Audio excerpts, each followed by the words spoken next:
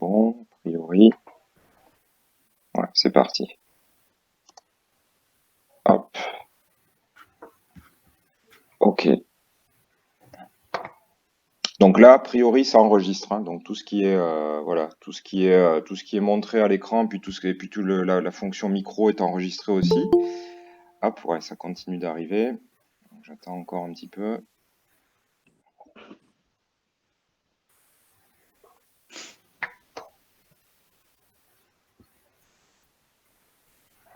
Connecté, tiens. Hop,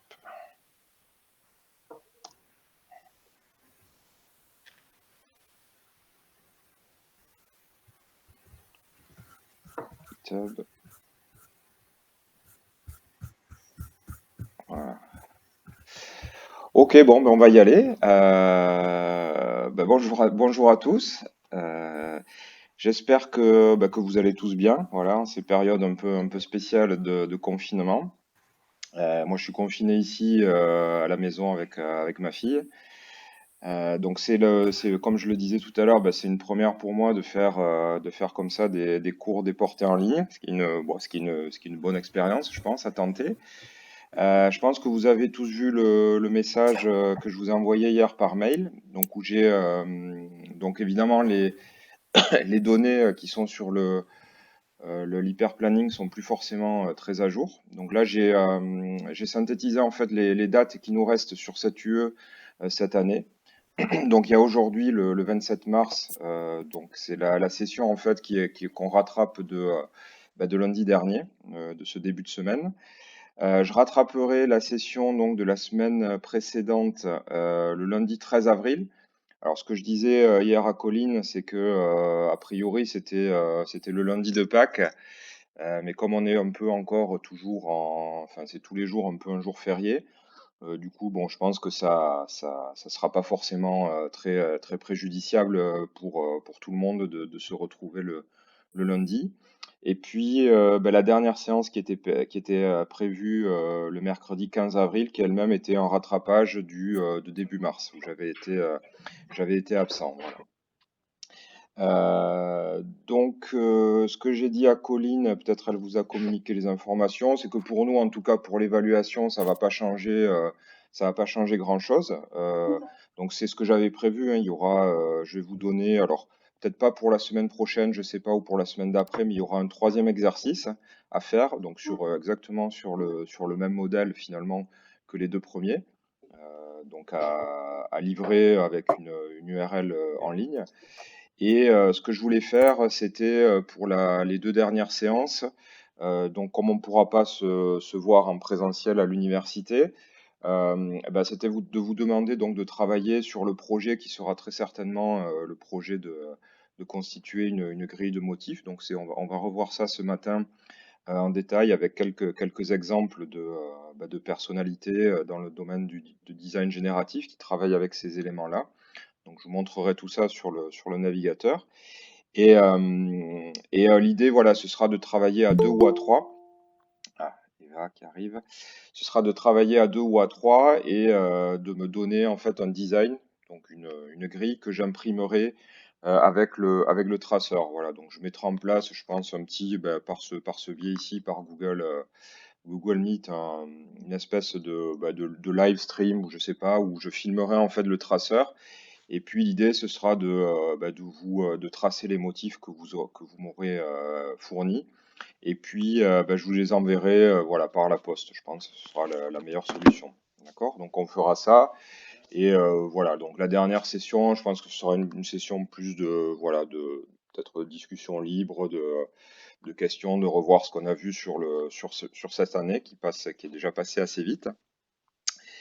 Et voilà. Donc alors pour le fonctionnement en ligne de secours, donc je pense que ça fonctionne à peu près bien pour tout le monde.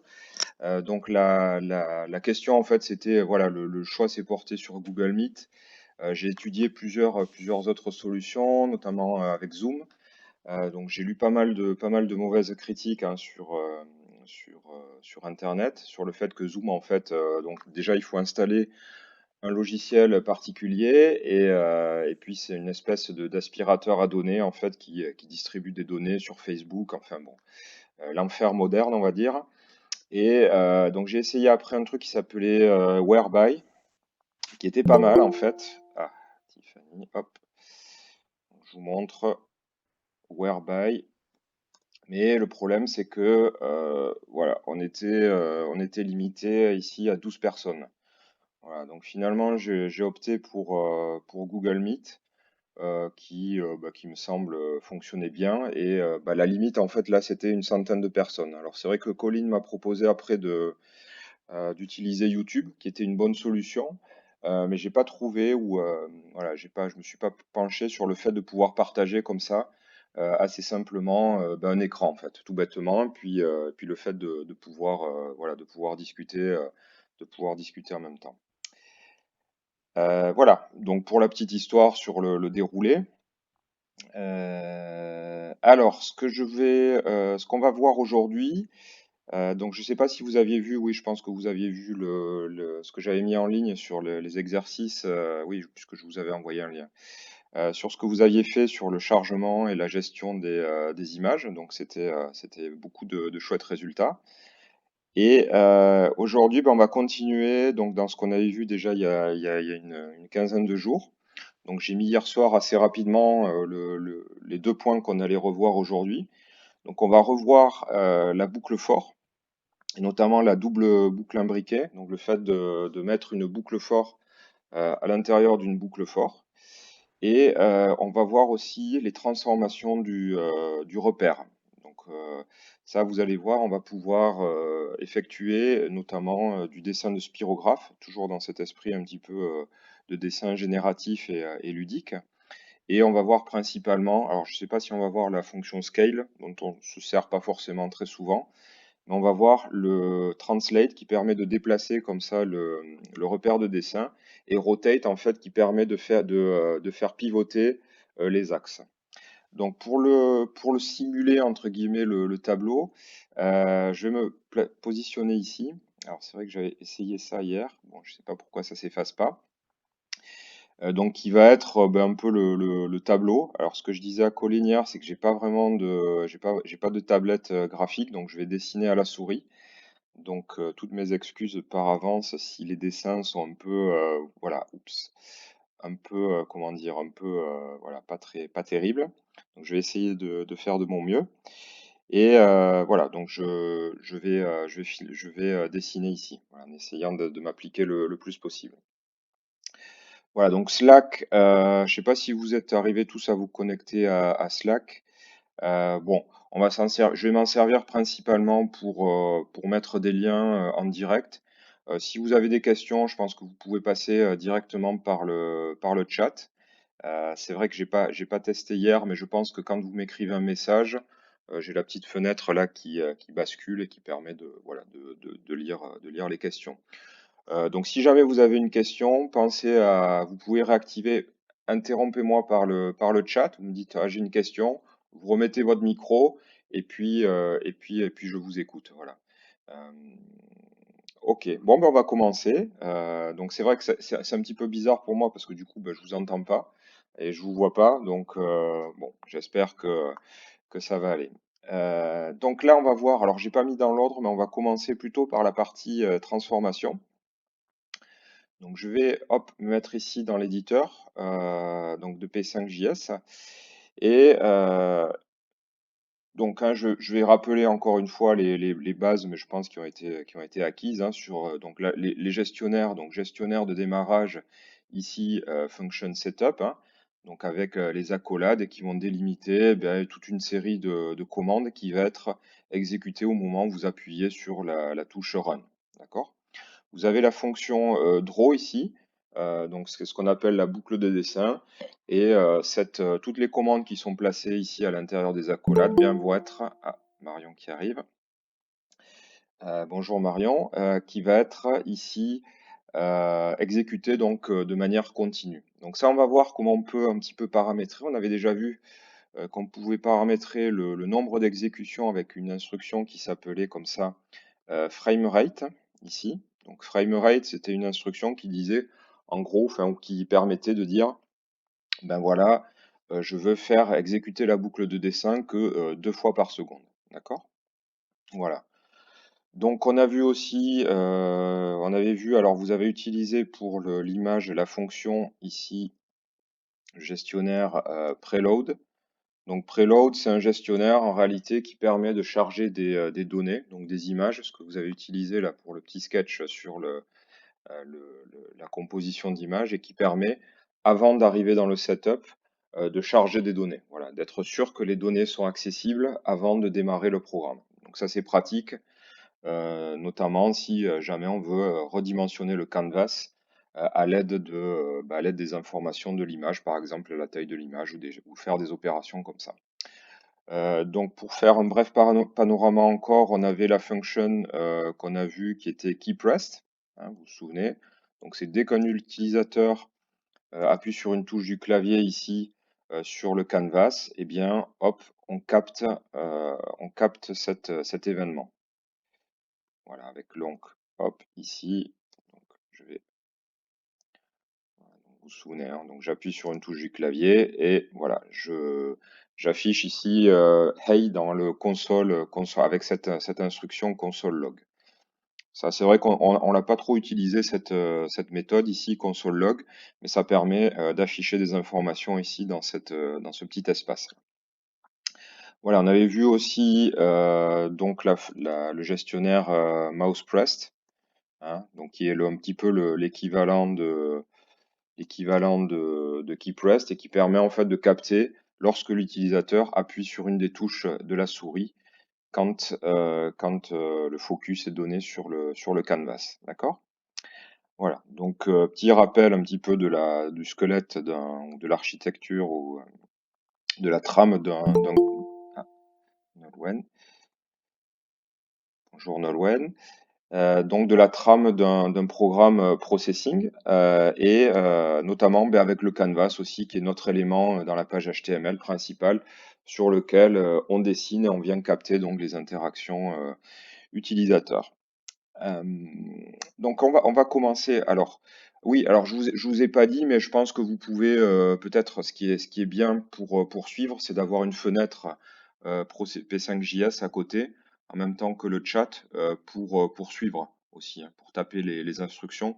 Je pense que c'est pas mal de suivre un petit peu ce que je fais avec le code.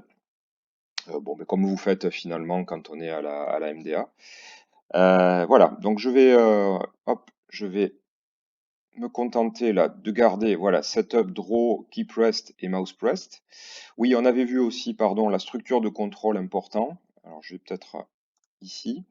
Donc, la structure de contrôle, hein, vous vous souvenez, ça permet en fait d'encapsuler un bloc de code et de l'exécuter sous certaines conditions. Donc, on avait ici, ça prend cette forme, if, une condition, ici, et ici les accolades donc, qui sont rattachées à ce if, hein, vous voyez. Donc ici, on a donc un bloc de code qui est immédiatement présent sous le if.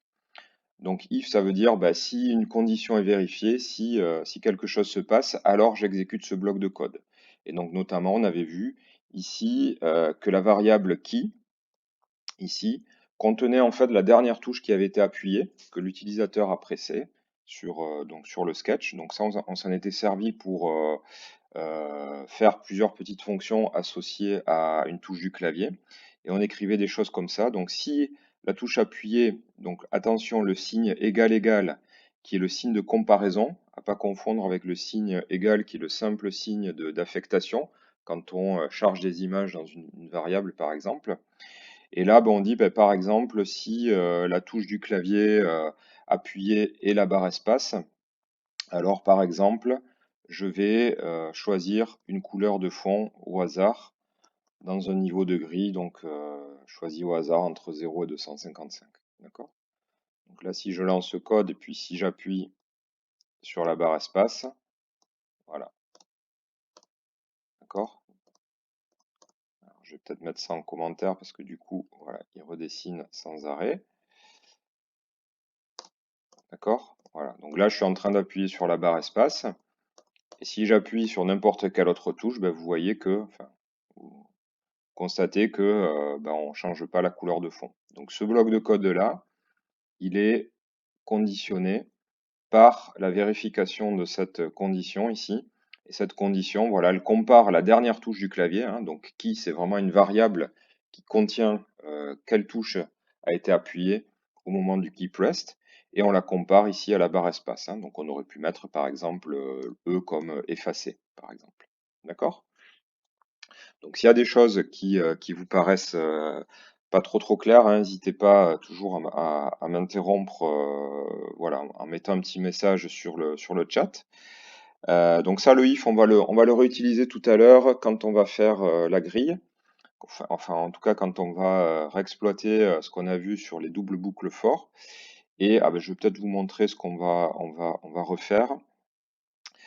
En fait, je vais vous présenter un petit peu cet artiste Vera Molnar tout à l'heure, et bah, vous allez voir qu'on va recréer en fait cette œuvre ici, d'accord?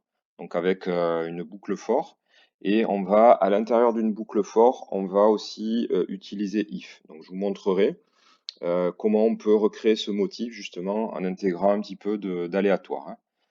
Voilà. Donc ça, je vous en parlerai tout à l'heure. Voilà, donc ça c'est une œuvre de Vera Molnar, qui est une artiste en fait qui est franco-hongroise et qui bah, utilisait, ou en tout cas qui a créé des œuvres comme ça à partir de règles systématiques. Donc ça, je vous parle, c'était dans les années 40-50, et puis qui a commencé à utiliser l'ordinateur, ou en tout cas le code, pour fabriquer ce type d'image et de toile. Donc on reverra ça tout à l'heure, mais pour l'instant, donc on va... alors je vais peut-être effacer ça. Hop, on va se remettre là, ici, voilà. Donc on va voir le changement de repère. Alors c'est attention, je vais commencer à dessiner. Donc changement de repère. Hein. Donc vous vous souvenez que quand on est dans une fenêtre, enfin, en tout cas quand on dessine dans le canvas, on a ce repère qui est associé. Hein. Donc on a un axe ici X, donc on a l'origine ici et on a l'axe Y, d'accord? Et donc tous les points ici qui sont placés dans la fenêtre ont ce qu'on appelle des coordonnées, donc une position ici sur X et puis une position sur Y par rapport à ce point et à ces axes, d'accord? Donc si ici, alors c'est vraiment pas évident, hop, 400, 400, voilà, donc 400, 400. Donc par exemple ici, on a le point, hop, ici 200, 200, hein, donc X 200 qui est le centre de l'écran. Donc tout ça, on l'a utilisé maintenant depuis plusieurs cours. Donc ce qu'on va voir et ce que je vais vous montrer, c'est qu'on a la capacité, en fait, la possibilité. Alors vous allez voir que c'est pour des raisons parfois pratiques. En fait, on souhaite déplacer notre origine, notre zéro. Donc ce qu'on va faire, c'est qu'on va ici, hop, ah non, c'est pas ça que je voulais faire. Voilà. On va déplacer notre point ici et on va l'amener, hop, on va l'amener par exemple au centre de l'écran. D'accord? Donc on va faire ça, ici, comme ça, et on va se retrouver notre repère ici avec, hop, ah, c'est vraiment pas évident, voilà, avec notre repère ici. Donc ça va se faire à travers hop, une fonction qu'on appelle translate. D'accord? Et translate, c'est une fonction en fait qui va prendre deux paramètres et qui, donc le premier, vous vous en doutez, ça va être de combien on veut déplacer par rapport à l'axe dx notre origine, donc par exemple 200, et de combien on veut le déplacer par rapport à y. D'accord? Alors, hop, je sais pas si je peux agrandir ça. Je sais pas, bon. Donc là, il manque la parenthèse. Je sais pas comment agrandir le texte. Peut-être comme ça. Non. Ouais, voilà. Comme ça, d'accord? Donc c'est translate 200-200. En fait, ça veut dire qu'on prend l'origine qui ici et on le déplace d'une certaine quantité, d'accord? Donc cette quantité, elle est symbolisée par ces deux paramètres. Et donc, une fois qu'on a cette origine ici au centre de l'écran, eh bien, on va pouvoir avoir, eh bien, les coordonnées en fait des points vont changer dans ce repère, d'accord? Donc, on va avoir ici des coordonnées en x négatives et des coordonnées ici x positives. Avant, on pouvait aller de 0 à 400. Là, on va pouvoir aller de 0 à 200, mais on va pouvoir aller aussi de 0 à moins 200. Et puis, pareil sur y. Donc ce que je vous propose, c'est qu'on va utiliser, vous allez voir cette méthode ici à l'intérieur donc du draw. Donc je vais remettre le background, oh puis non, je vais le laisser comme ça.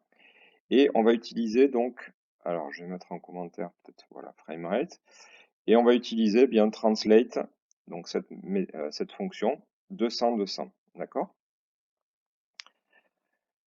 Donc c'est une fonction en fait qui n'a pas vraiment d'effet graphique, hein, sinon de déplacer le repère ici qui est induit par la création d'une canvas au centre de l'écran.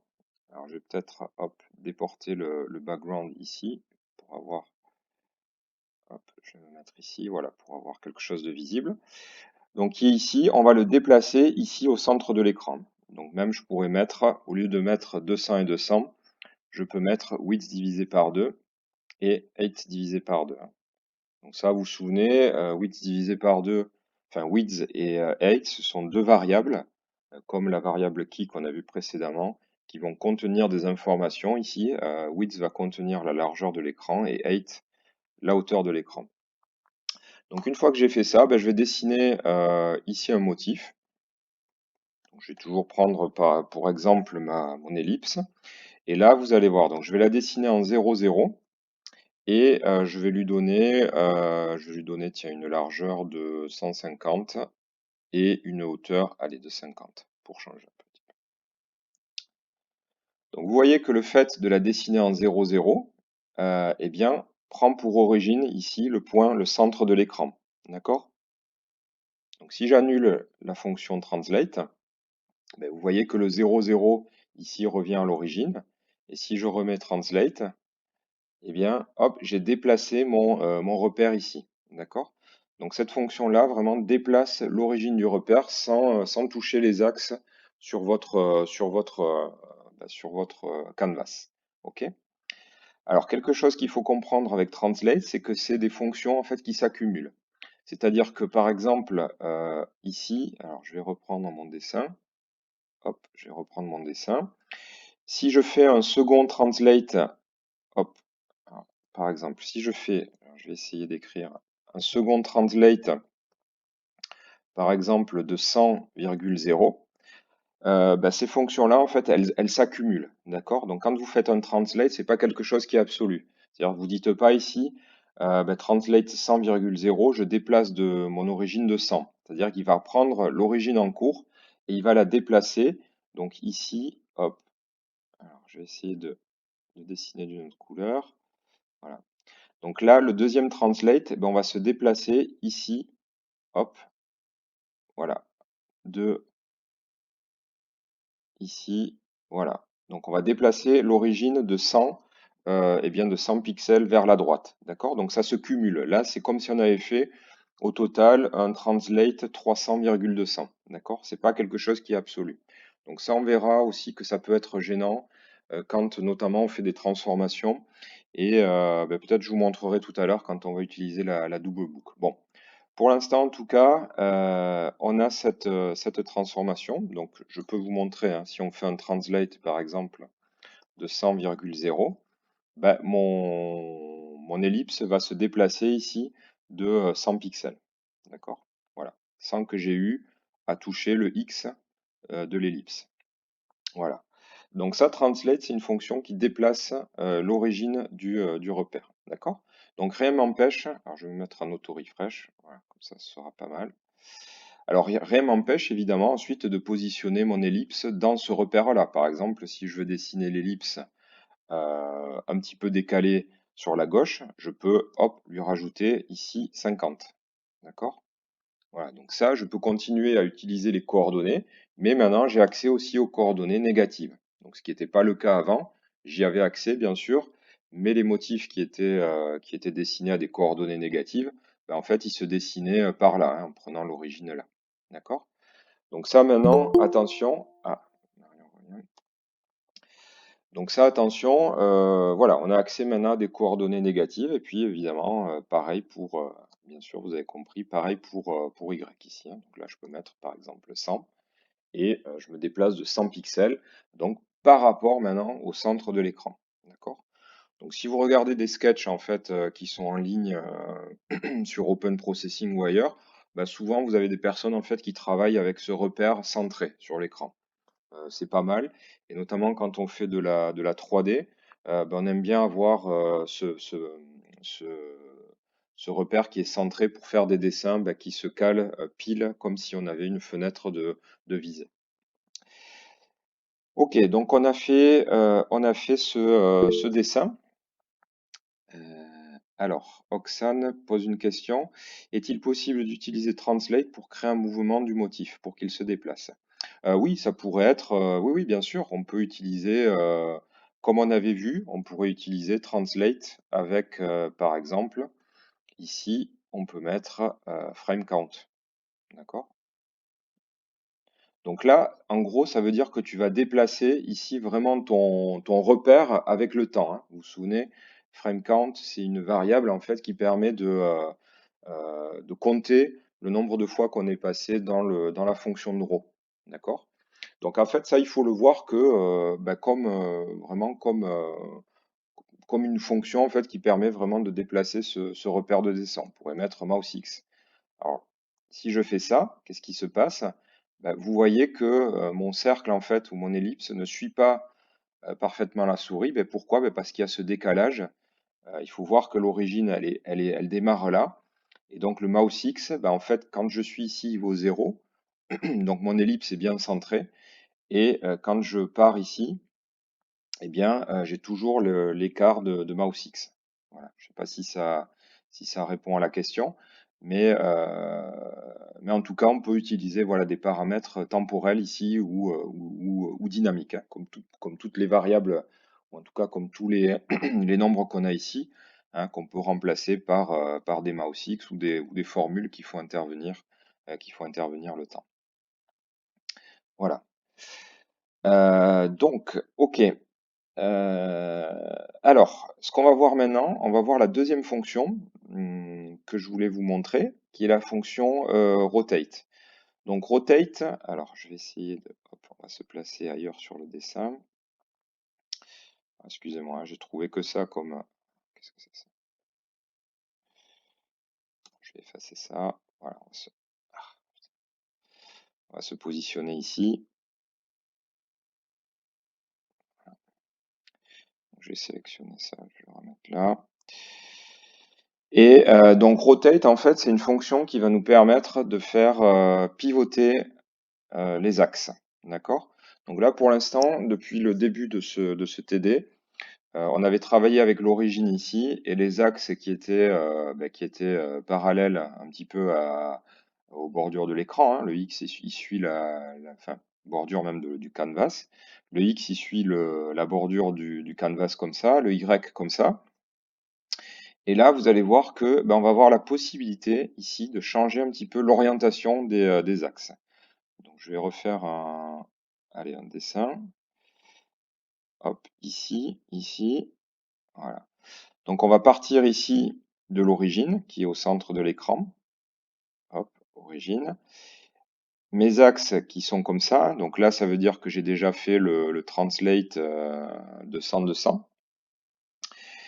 Et on va hop, faire pivoter. Donc, qu'est-ce que ça veut dire pivoter? Ben, en fait, on va donner un angle qui va être exprimé en radians.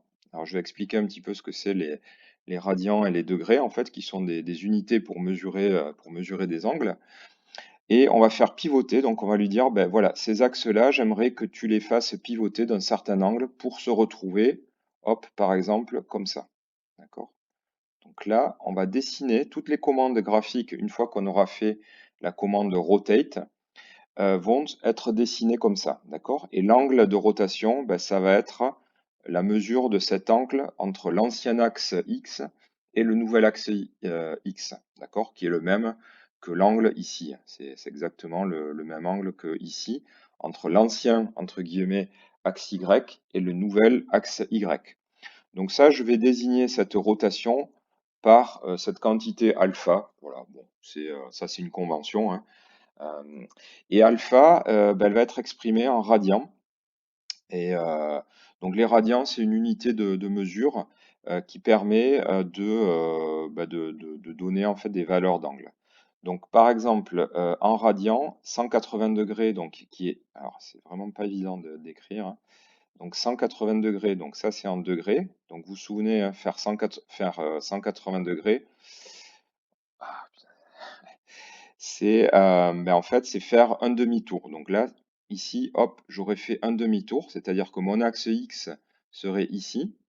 Alors, je vais le dessiner, hop, en pointillé. Et mon axe Y, eh ben, il est inversé. D'accord? Donc 180 degrés en radian, alors je vais noter juste R, c'est la valeur pi. Peut-être que ça vous évoque quelque chose. Donc pi, c'est un nombre un petit peu particulier en mathématiques, qui a une valeur approximative de 3,14 et qui représente en réalité le rapport entre la circonférence d'un cercle et puis son rayon. D'accord? Donc un angle de 180 degrés, en fait, il a comme équivalent pi radian. Donc d'autres angles remarquables, donc il y a une relation de linéarité, donc 360 degrés, ça va être 2 fois pi. D'accord? Donc là, qu'est-ce que ça veut dire? Ça veut dire que je fais un tour complet. Donc, quand je fais un tour complet, ben, en fait, je reviens sur mes pas. D'accord? Donc, faire un tour de 360 degrés, c'est revenir en fait sur les axes.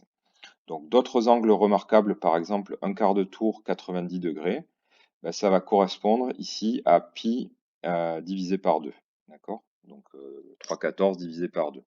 Donc faire un quart de tour, ben, ça veut dire que l'axe des X ici se retrouve pile sur l'axe des Y et l'axe des Y se retrouve à l'opposé de l'axe X. D'accord? Donc vous allez voir, on va regarder ce que ça fait. Et par contre, quand on dessine, eh ben, on dessine ben, toutes les formes géométriques. Donc par exemple, si je dessine un carré dans cette... Alors je vais prendre une autre couleur. Quand je dessine un carré, par exemple, ou un rectangle dans cet axe qui est pivoté, ben, je vais le dessiner vraiment dans cet axe pivoté. Donc, par exemple, un rectangle viendra se dessiner comme ça. D'accord? Donc, vous voyez que si on le regarde sans avoir ces axes en tête, ben, c'est comme si on avait dessiné une espèce de losange, ou en tout cas de quadrilatère. D'accord? Donc on va exploiter ça, puis on va exploiter ça de manière un peu plus drôle en faisant des dessins de spirographe. Donc vous allez voir. On va ici, une fois qu'on a fait donc le translate qui nous amène au centre de l'écran, ben, on va faire un rotate ici. Hop, rotate. Tac. Et bien d'une certaine valeur. Alors il y a un mot-clé en fait dans Processing qui permet d'accéder à la valeur pi. Donc c'est tout simplement pi écrit en majuscule ici. Et on va ici le multiplier par une certaine valeur. D'accord? Donc pour ne pas avoir ici un angle, une rotation de 180 degrés, on va le multiplier par exemple par 0,2. D'accord?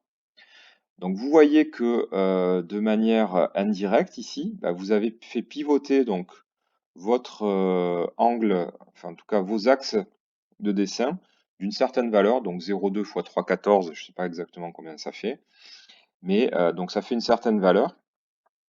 Et donc vous voyez que l'ellipse, hein, sans rien toucher, bah, en fait se dessine un petit peu inclinée.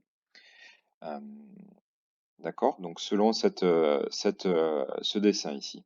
D'accord? Donc vous dessinez l'ellipse, hein, ici, donc je dessine par-dessus, ben, elle vient se dessiner comme ça. Donc elle a une certaine position dans ce repère-là, ici, avec son centre, et donc elle vient se dessiner de biais. Donc ça c'est pas mal. Alors, en général, moi je préfère, c'est vrai que les radians, bon, j'ai l'habitude de les manipuler, mais en général, on préfère parler en degrés. Enfin, je pense que c'est peut-être plus facile pour tout le monde de parler en degrés. Notamment, ben, on sait que 360 degrés, c'est un tour, 180 degrés, c'est assez, presque, je dirais que c'est dans le langage courant de dire ben, faire un demi-tour, c'est faire 180 degrés. Donc, je vais vous montrer une petite fonction en fait qui permet assez simplement de prendre une valeur en degrés et de la convertir en radians. D'accord? Donc, il y a une fonctionnalité dans le processing qui vous permet de faire l'équivalence ici directement. Donc, vous lui donnez un angle en degrés et puis vous calcule directement cet angle en radians.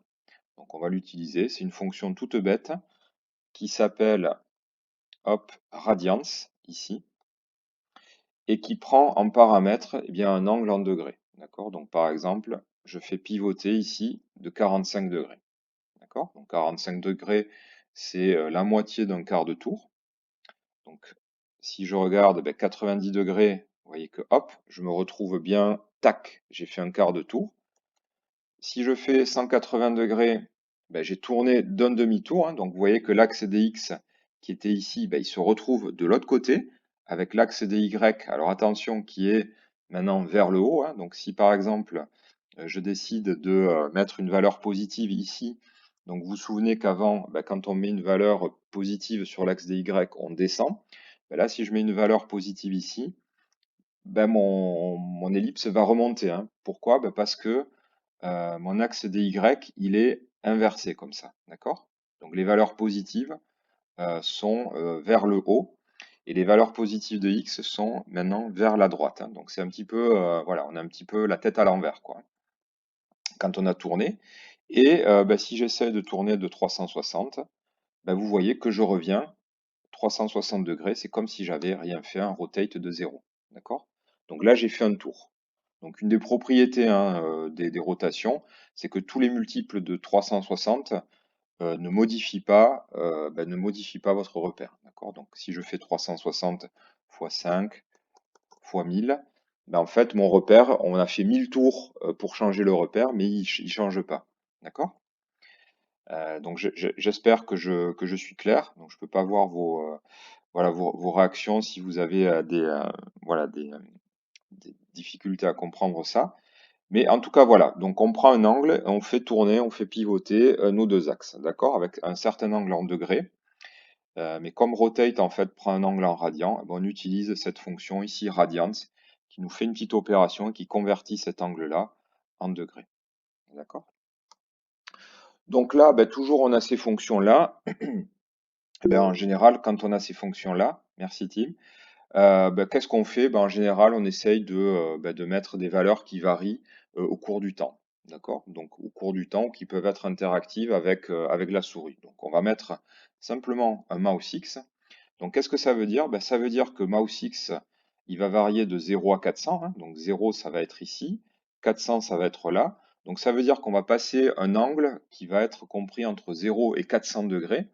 Donc a priori, voilà, je vais faire tourner mon ellipse, et bien ici, vous voyez, de quasiment un peu plus d'un tour. Donc quand j'arrive au bout ici, j'ai fait un peu plus de 360 degrés. Et donc j'ai, vous voyez, cet effet de prendre un motif et puis de le répéter comme ça un certain nombre de fois sur le canvas. Ok? Donc ça, c'est pas mal. Alors, ce que disait Oxane tout à l'heure, on peut ici très bien mettre un frame count. D'accord? Donc l'avantage de mettre un frame count ici, c'est que quand frame count va arriver à 360, on s'affiche un peu puisque quand les valeurs seront au-delà de 360, si je suis à 361, 362, c'est comme si j'étais à 1, 2, etc. D'accord? Donc ça, c'est pas mal. Et puis, si vous voulez aller le faire plus vite, vous pouvez multiplier par 5. D'accord? Donc ça, c'est pas mal. Donc j'ai prévu, c'était une question qui m'avait été posée aussi. Je pense qu'on fera d'ici, alors pas le cours de la semaine, quoique, remarque.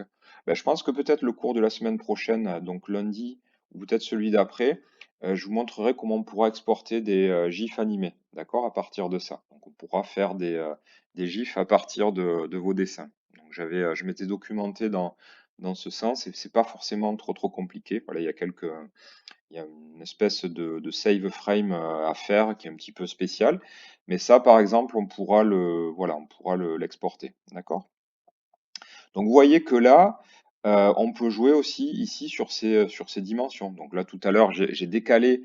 Alors vous voyez que le décalage ici de 50, c'est ce qui produit cet espace ici, hein, parce que quand mes axes pivotent, l'ellipse, en fait, elle est décalée de 50.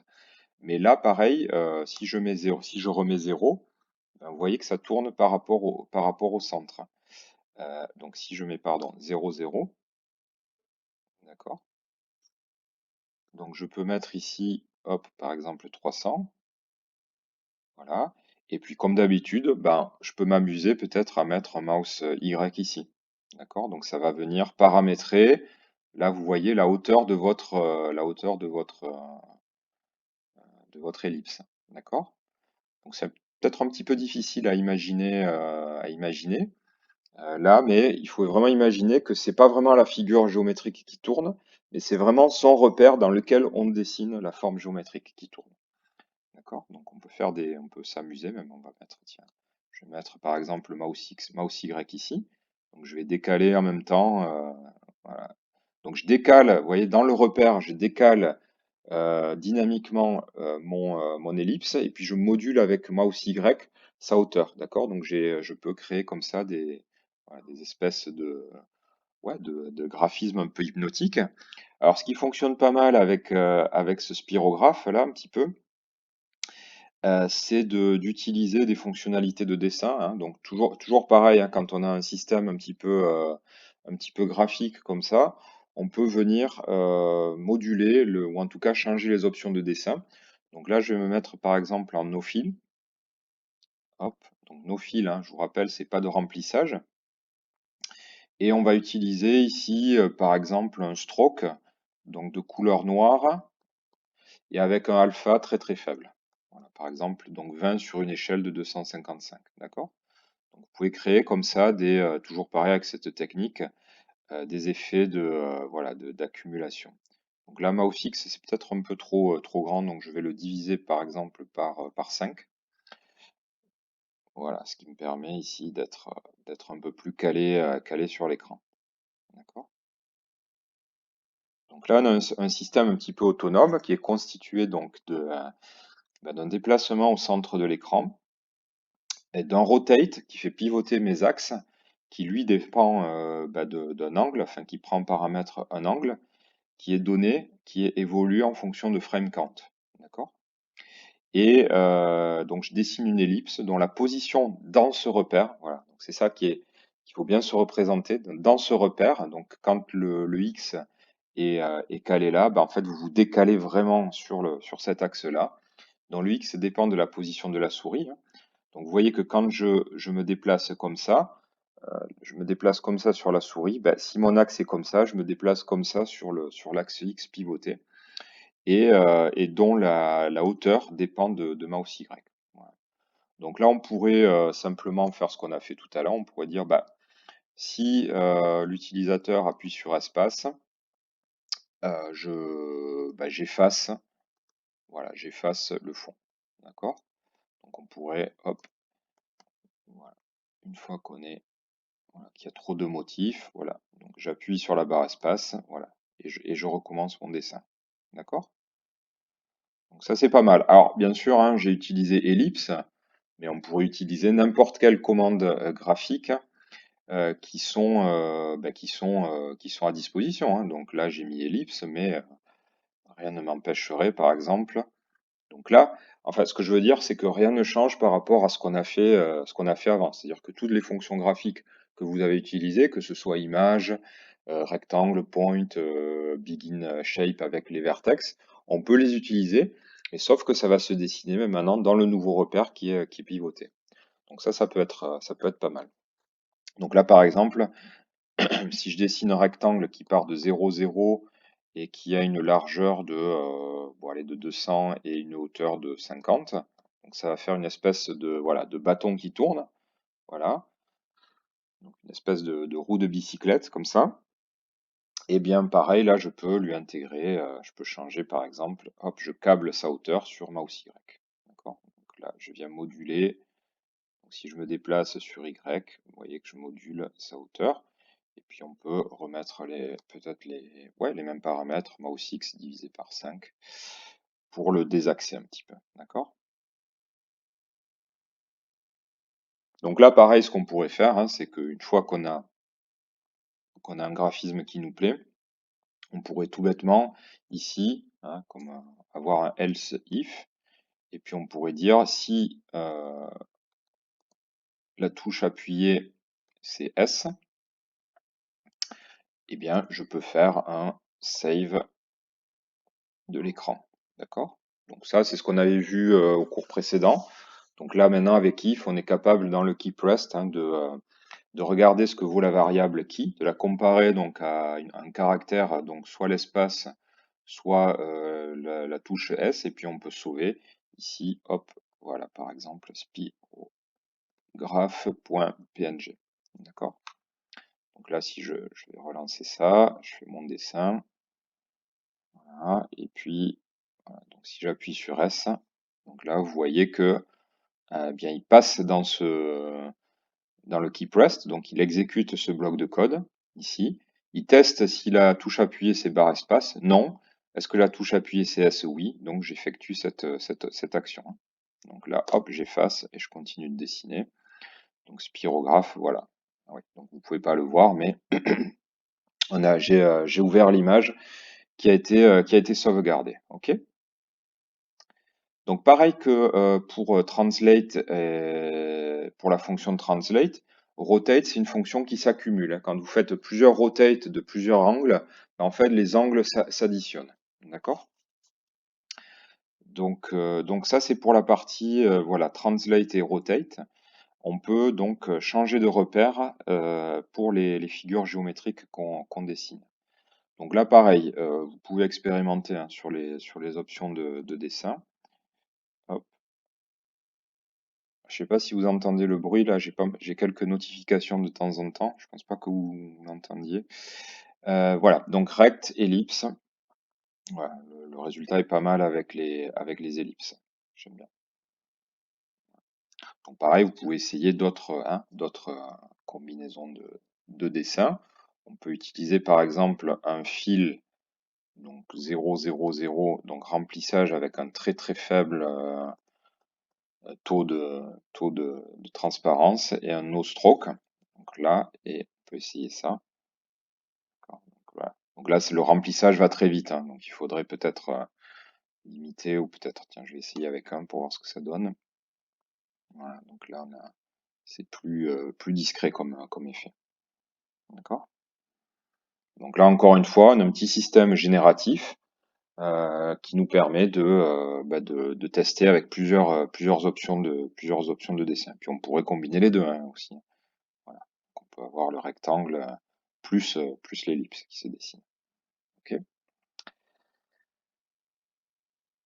Donc voilà pour la fonction translate et pour la fonction rotate.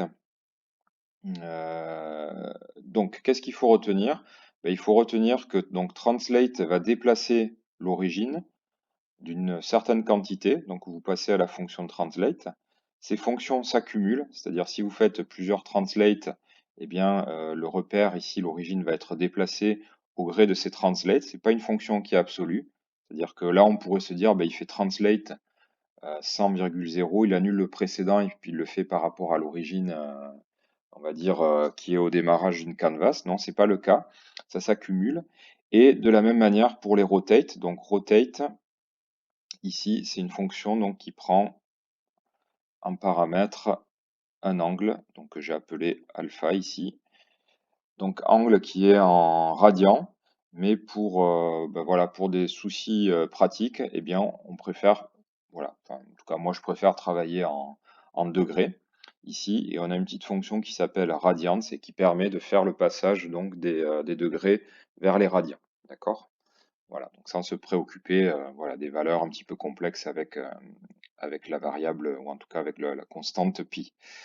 Voilà, donc pour cette partie-là, j'en ai terminé pour les transformations. Donc ça, on le reverra, vous allez voir, on va le réutiliser dans d'autres cas, hein, comme tout ce qu'on voit ensemble, ben, on le réutilise après sur des sketchs suivants. Et ben tiens, je vais le sauvegarder. Hop, je vais le sauvegarder. Donc vous avez accès, hein, je mettrai ça en ligne sur le GitHub. Je vais mettre tout en ligne comme les fois précédentes. Et voilà, je vais le sauver. Alors je sais plus quel était je crois que j'avais sauvé ça comme ça. Lag 4 U6. Hop. 2020. Et on va l'appeler translate rotate tout bêtement. Voilà, on va l'appeler spirographe. Ce sera plus élégant. Spirographe. Voilà. Donc ça, vous pouvez le retrouver directement en ligne. Alors, je sais pas si je peux vous... tiens, on va tester les liens. J'ai pas testé dans le chat les liens, mais si je fais open... oui, je vais le sauvegarder. CTRL S. Ah, ok. Je l'avais pas sauvé. Voilà. Donc là, si vous voulez aller le voir, je vous le copie sur le sketch, sur le chat directement. Je pense que, a priori, ça doit fonctionner. Si vous voulez directement, voilà, retrouver ça sur, dans votre fenêtre de navigateur. Voilà. Ça peut être pas mal. Ok. Alors, donc ça, voilà, pour cette partie, ok, super. Donc pour cette partie translate rotate, bon, je pense que vous avez compris, hein, donc déplacement de l'origine et on fait pivoter les axes. On va s'en resservir.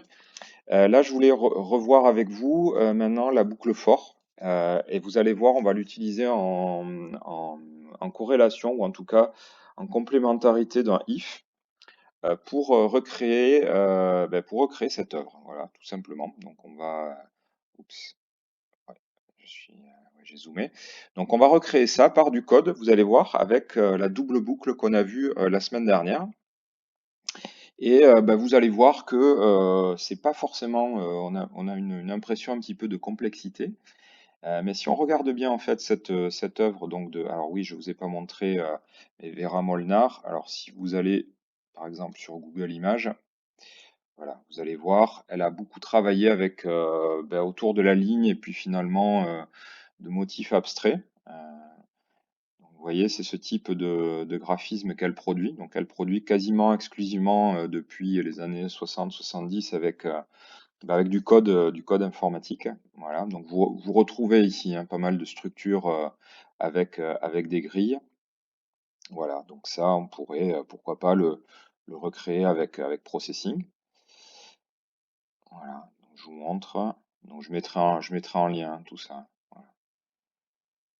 Et notamment, ben oui, je vous mettrai en lien aussi une vidéo qui est assez, je sais plus si je vous l'avais montré au début d'année. Alors c'est Muda Vera Molnar.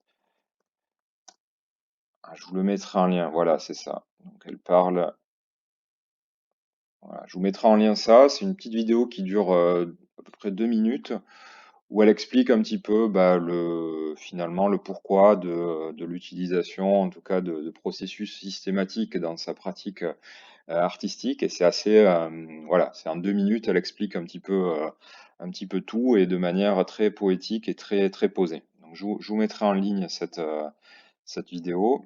Hop, voilà, je vous la copie là, tiens, vous allez voir. Voilà.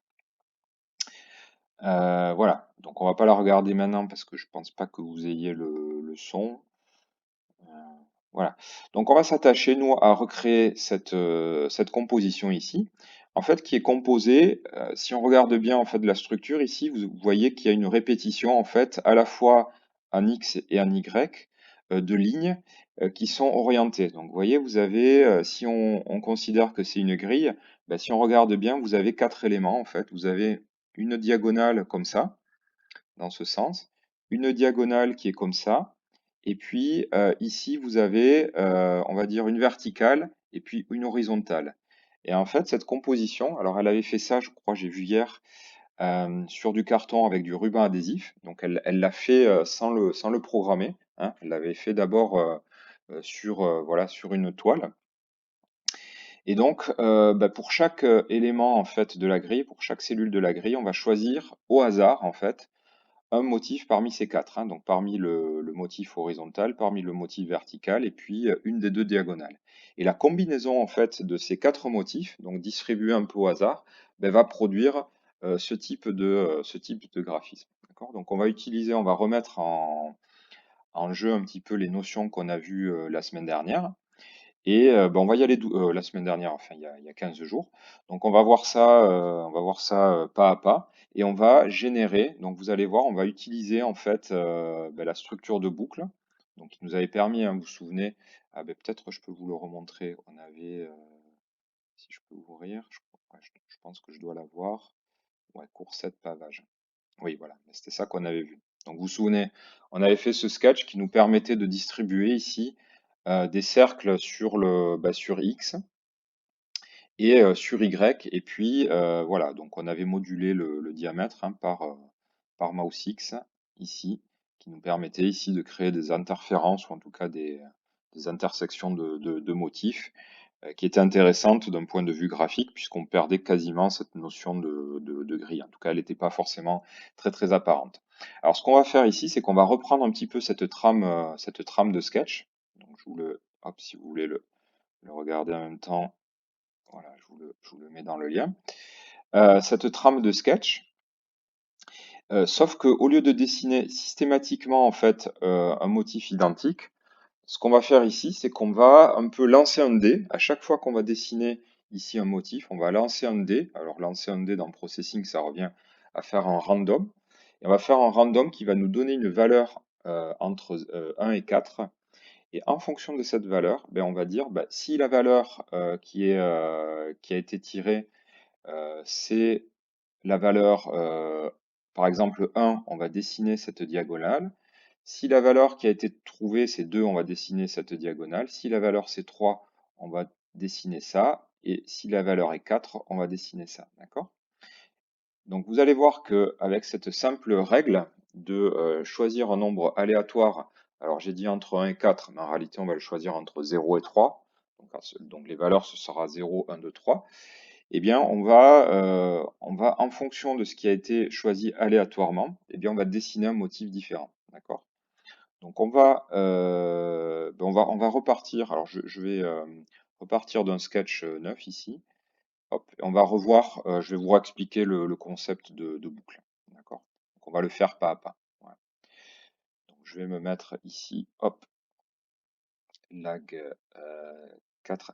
Alors, je sais même pas si, par exemple, si je sauve le sketch au fur et à mesure, si vous pouvez presque rafraîchir la page de votre navigateur pour suivre. Bon, je pense que c'est pas mal quand même de taper le code et voilà, de s'habituer à l'écriture de ces structures. Alors, donc j'étais sur 2020 et on va l'appeler. Alors, comment s'appelle l'œuvre? Voilà, 4 éléments. On va l'appeler, allez, 4 éléments. 4 éléments. Voilà. Tac. Voilà. Donc, si je le sauvegarde, alors, je vais juste taper mais je pense que ça fonctionne, hein. Alors, je vais taper 8 divisé par 2, 8 divisé par 2. Voilà, si je sauvegarde, et puis si je vous passe le sketch, je pense que, voilà, je pense que si vous l'ouvrez dans une fenêtre, à mon avis, vous pouvez, voilà, si vous rechargez, voilà, si vous avez un petit peu de mal à suivre, mais bon, je pense que c'est pas trop compliqué avec l'écran en permanence à côté. Vous pouvez copier-coller directement dans la fenêtre au fur et à mesure de mes sauvegardes. Voilà. Ok, ça fonctionne. Voilà, donc je vais effacer ça. Hop, je vais essayer de sauver au fur et à mesure. Voilà, donc la boucle for, hein, vous vous souvenez, c'est une structure en fait qui permet de répéter une série d'instructions. Donc là, je vais par exemple dessiner un rectangle. Un rectangle, je vais le dessiner en 0, 0 et je vais lui donner par exemple une largeur et une hauteur. Donc allez, 1,20. D'accord? Donc là, j'ai un petit carré qui se dessine. Vous vous souvenez que je vous avais fait à titre d'exercice un petit peu méthode naïve. Je vous avais demandé, alors c'était pas un rectangle, mais c'était une ellipse, de dessiner plusieurs ellipses bien alignées sur cet axe-là. Je vous avais fait donc dessiner, enfin ou en tout cas, je vous avais fait retaper plusieurs commandes en fait, et vous aviez vu que à chaque fois cette commande en fait, il y avait simplement un paramètre qui variait ici. À chaque fois, on avait le x qui se déplaçait d'une certaine quantité. Donc là, je peux le refaire par exemple. Donc là, mon objectif, c'est de remplir la ligne avec des rectangles. Et là, par exemple, eh bien, hop, voilà. Donc rectangle. Donc on avait fait ça de manière très naïve. 40, 60. Voilà. Donc là, combien de rectangles j'allais mettre ici? J'allais en mettre 400 divisé par la largeur, hein, donc j'allais mettre 20 instructions répétées. Donc vous voyez qu'elles ont toutes un petit peu la même forme, hein, mais à cette exception près que on a le X ici qui varie avec un pas de 20 pixels par 20 pixels. Donc ça, c'était la manière naïve et pas très flexible de faire ça. Et donc j'avais introduit cette notion de boucle qui permet ici de prendre une instruction et de la répéter un certain nombre de fois.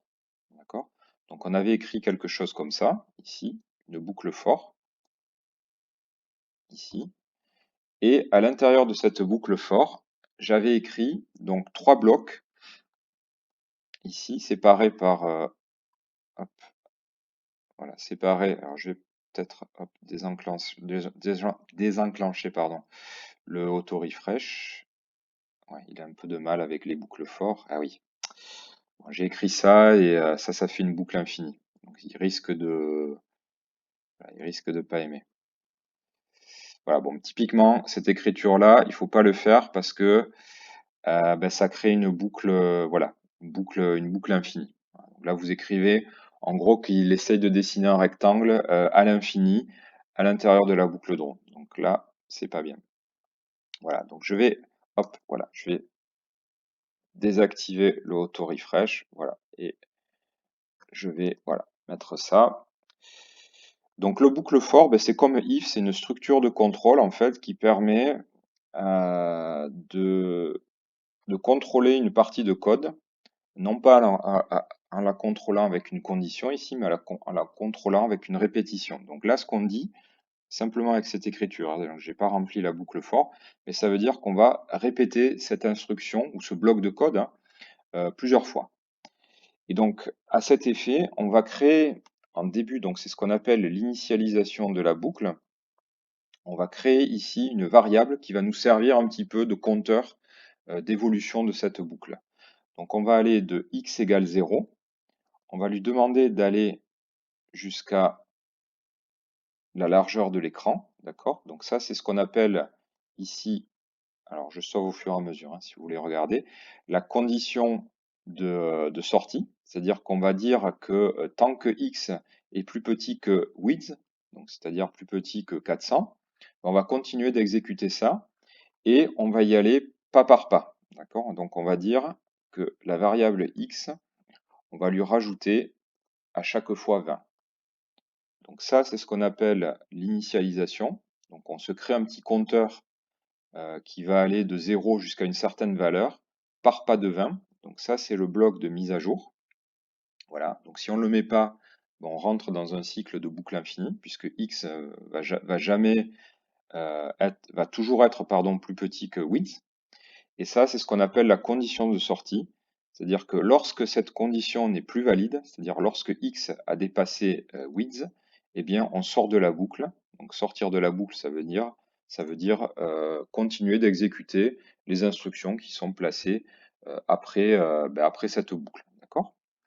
Donc si j'exécute ça, vous voyez que j'ai un dessin de carré ici, donc qui correspond à cette instruction-là, mais je n'ai pas utilisé cette valeur x là qui varie donc de 0 jusqu'à 8 par pas de 1. Donc c'est hop, alors je vais alors Colline qui me pose la question, c'est la condition de quoi? Alors ça c'est ce qu'on appelle la condition de sortie en fait de la boucle. C'est-à-dire que tant que x est plus petit que width, on continue d'exécuter ça. On continue d'effectuer la boucle. Voilà. Et donc là, x, je ne l'ai pas utilisé, mais je vais l'utiliser donc ici. Hein, et voilà. D'accord. Donc là, il répète cette instruction 20 fois. Et il me dessine un rectangle avec chaque fois la valeur de x, donc qui évolue de 0 à 8 par pas de 20. Donc là, on va avoir rect de 0, rect de 20, rect de 40, etc. etc. D'accord? Ok, donc ça, c'est pas mal. Alors, en général, ce qu'on aime bien faire, c'est que plutôt que de passer ici, donner une valeur ici fixe, vous allez voir, pour être un peu plus modulable, on va se créer une variable en fait qui va correspondre en fait finalement à la largeur de ce bloc. Donc là, je vais créer avant le setup, vous vous souvenez, un symbole alphabétique que je vais appeler, je vais l'appeler comment? je vais appeler largeur, allez, largeur, égale 20, d'accord? Donc ça, c'est ce qu'on appelle une variable. Donc on a le mot-clé var qui précède un symbole alphabétique que j'ai décidé d'utiliser et que j'initialise par le signe égal à la valeur 20. D'accord? Donc ça, on va pouvoir hop, l'intégrer ici. D'accord? Donc partout où on a 20, ici, voilà. Pardon, donc c'est pas la largeur de mon rectangle, c'est ici. D'accord? Donc là, vous allez voir l'intérêt de faire ça, c'est qu'on va recalculer cette largeur en fonction d'un autre paramètre. D'accord? Donc si je modifie, si je mets 10 ici, eh ben, ça fonctionne. D'accord? Donc je peux aller à des valeurs extrêmes et vous voyez que ben, la boucle va se répéter. Donc il va incrémenter ici x d'un paramètre ici de 5 pixels en 5 pixels. Donc c'est normal que je retrouve beaucoup plus de comment dire de rectangles ici. D'accord? Je peux essayer d'autres valeurs, 50, ok. Ben, 400 divisé par 50, ça fait 8, donc je dois retrouver ici 1, 2, 3, 4, 5, 6, 7, 8 rectangles. Donc ça correspond bien. Alors ce qu'on aime bien faire en général quand on a ces structures de grilles, plutôt que de raisonner en fait en largeur de cellules, et tiens, même on peut rajouter la hauteur, d'accord? Donc on va dire la hauteur, pardon, on va dire par exemple égale 20. Donc je vais remplacer ici, voilà, ok, d'accord? Donc ça fonctionne pareil. Alors plutôt qu'en général, quand on travaille comme ça avec des motifs distribués sur une grille, plutôt que raisonner en largeur et hauteur de cellules, on va plutôt raisonner en nombre de cellules que l'on veut pour la partie X. C'est-à-dire là, j'ai 8 cellules. Et pareil pour Y, d'accord? Donc c'est quelque chose qu'on préfère dire. Là, je préfère dire plutôt que je vois pas trop ce que ça veut dire 50 pixels de large. Par contre, je me rends compte mieux que de dire j'aimerais voilà une ligne avec 10 rectangles ou avec 3 rectangles ou avec 50 rectangles. Et ça, on va se le paramétrer ici dans une variable resX qu'on va pas initialiser tout de suite. Donc on va simplement la créer ici. Et resX, en fait, ça, on va l'appeler nombre, ça correspond au nombre de motifs sur l'axe, voilà, TX. D'accord? Je vais, hop, voilà. D'accord? Donc plutôt que de dire, donc vous allez voir comment on va faire le lien entre la résolution, le nombre de motifs sur l'axe DX et la largeur du motif. Donc plutôt que de faire ça, eh bien, on va ici, une fois qu'on a évidemment positionné la taille de notre canvas, on va calculer la résolution de X. Pardon, voilà, on va positionner ici, pardon, la résolution de X en disant, ben voilà, moi je veux 10 motifs. Et ce qu'on va faire, pardon, c'est l'inverse que je voulais faire, c'est qu'on va recalculer la largeur, d'accord? Donc on va dire que la largeur, en fait, c'est la largeur de mon écran divisée par la résolution en X. D'accord? Est-ce que ça vous paraît clair, ça? En gros, je dis, ben, par exemple, que je veux 10 motifs. Et donc la largeur de mon rectangle ici, ça va être 400 divisé par 10, soit 40. D'accord? Donc là, j'écrase la valeur que j'avais mis par défaut, je l'écrase ici. D'accord? Donc là, hop, si je relance ça, ben vous voyez ici que j'ai 2, 4, 6, 8, 10. Si je veux 50 motifs, je mets 50 et je relance. D'accord? Donc là, la largeur a été calculée automatiquement ici et s'adapte logiquement à ma boucle. D'accord? Donc si j'en veux plus que 2 motifs, ben je mets 2 et j'ai 2 motifs. D'accord? Donc ça pour vous montrer qu'en général, quand on travaille avec des grilles, on préfère donner ce qu'on appelle la résolution de la grille, c'est-à-dire le nombre de cellules sur l'axe des X, et on va faire pareil sur le nombre de cellules sur l'axe des Y. D'accord? Voilà, donc c'est plus facile comme ça. Et donc ça fonctionne évidemment a priori avec 1. D'accord? Voilà. Donc 1, c'est un cas particulier, puisque du coup, en width divisé par 1, ça fait width. Et donc ma cellule prend toute la largeur de l'écran. Ok? Voilà. Ok. On va faire pareil avec Y. Donc on va se créer ici une variable que j'appelle res y, que je vais positionner, par exemple, on va la positionner tiens, à 1. Allez, on va les positionner à 2. Hop, 2, tac. Donc pareil, c'est le nombre de motifs sur l'axe des Y. Okay. Et donc on va calculer aussi la hauteur qui va être donc dépendant non plus de width, mais plutôt de height. D'accord? Voilà. Donc là, pareil, je prends la hauteur et je divise par le nombre de cellules que je veux avoir. Donc là, pour l'instant, 2. OK. Donc si je relance ça, hop, eh bien j'ai ça à l'écran. Je me repositionne parce que je déborde un peu.